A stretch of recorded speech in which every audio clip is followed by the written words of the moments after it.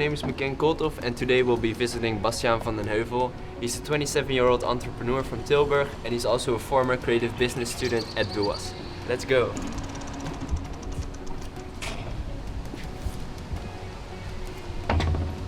Hello Bastiaan. Hey man. Thanks for meeting up with us today. Yeah. Come in. Come in.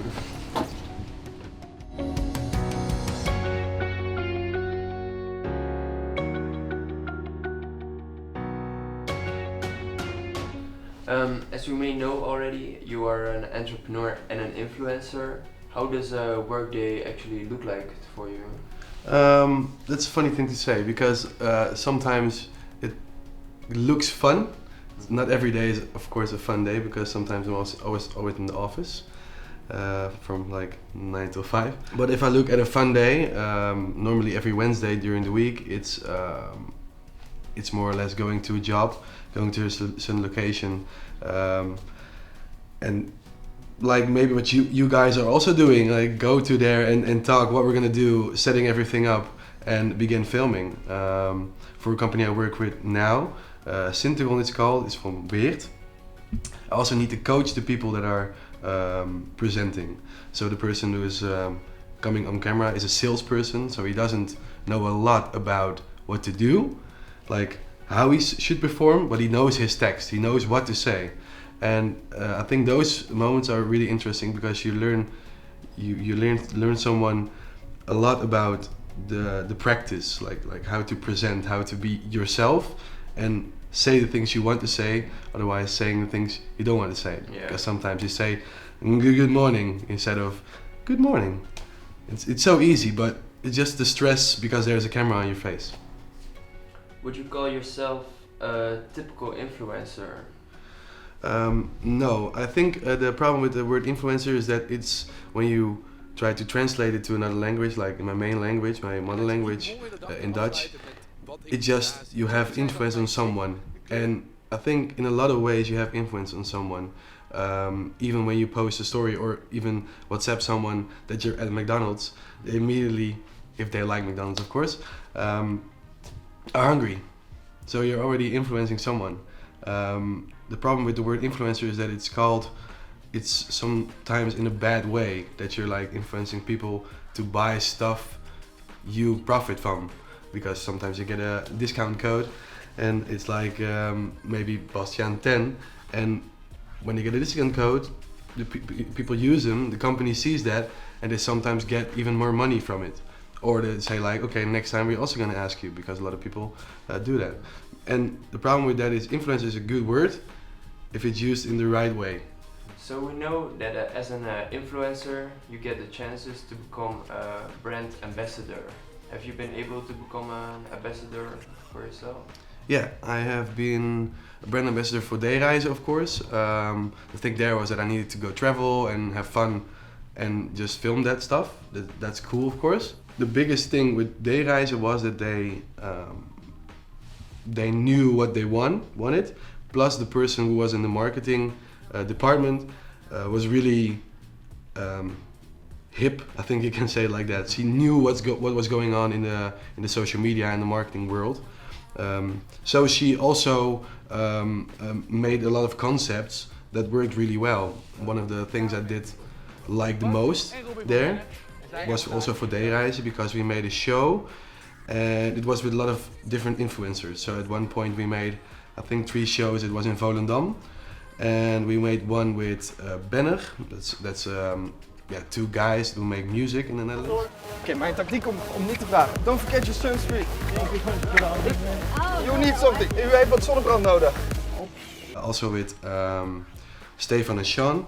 Those are 2 social media guys who make a lot of funny videos. I think that's the best way to say it. I think they do a lot more, but yeah, let's say it like that. And we made fun videos on the streets of Volendam where they need to interact with the public. Mag ik u wat zonnebrand op doen, alsjeblieft? Mag u ook? Alsjeblieft? It was a really big camera crew, audio was really good, and I think everything was worked out and thought about before we went there. And the experience with Dayreizen was pretty good, long story short. So while working for Dayreizen, you got to travel the world. what are some of your most outstanding experiences? I think the most outstanding experience was Dubai, I think, because at that point it was a lot of fun to go there, of course, but I also got the opportunity to just ask a friend of mine to come with me. So it was like I got the call, I got the email, like, okay, I want you to go to Dubai, but do you want to go alone or do you want to bring someone? I was like reading the email, and at the same moment I was like, yo, Saul is a friend of mine, like, yo, you want to go to Dubai? He was like, yeah, what the fuck? Of course I want to go to Dubai. Why, huh? And so he was, of course, really excited. And I think that's the best experience, because when you can share something with someone you like or you are good friends with, it's so much better than going somewhere alone. So definitely that was the best experience I had with them. So when COVID started, did you have any consequences on that on your work? Or- Yeah. Dereizen was one of my biggest companies I work with at the moment. I still think that when one door closes, another one opens. I don't know if that's a English thing to say, but in Dutch it is. But yeah, it had consequences because they fully stopped. And at that point it was like 1.5 years, it was like nothing. Then they, of course, lost a lot of money and they need to go broke. And then another company, Prijsvrij, like bought them, and now they're still in the running. But I think they still have a pretty hard time to survive.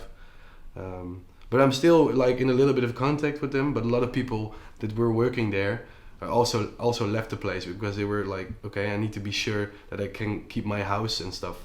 So I know a few people still, but most of them are gone, and I agree that.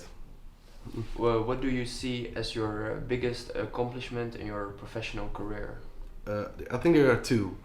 One is that I now fully be able to live from my own company. So that's a big accomplishment because of course you started by yourself and you need to figure something out. You don't really know what you're doing, but you're doing something, and you like what you're doing. So I'm happy that I accomplished that I can live off the fact that what I wanted to do.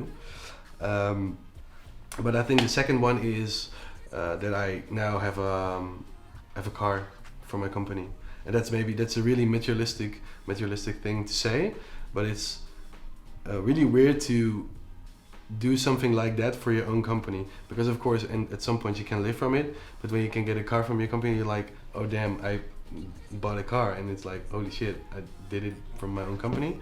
How? And then you think about what happened and how long you already been busy with the company, and I think that's the biggest accomplishment until now.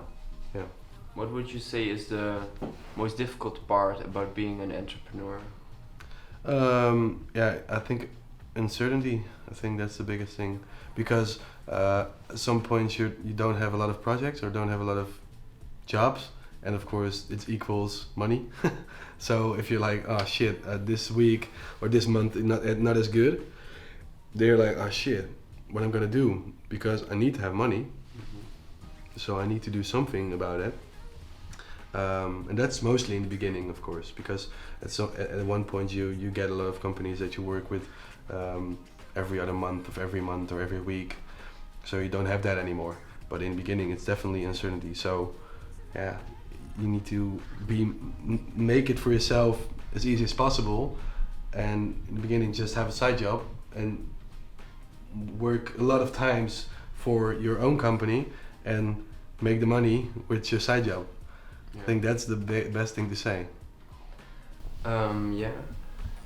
Thank you very much for having this interview with us. No thanks, and good luck. You as well. Thank you.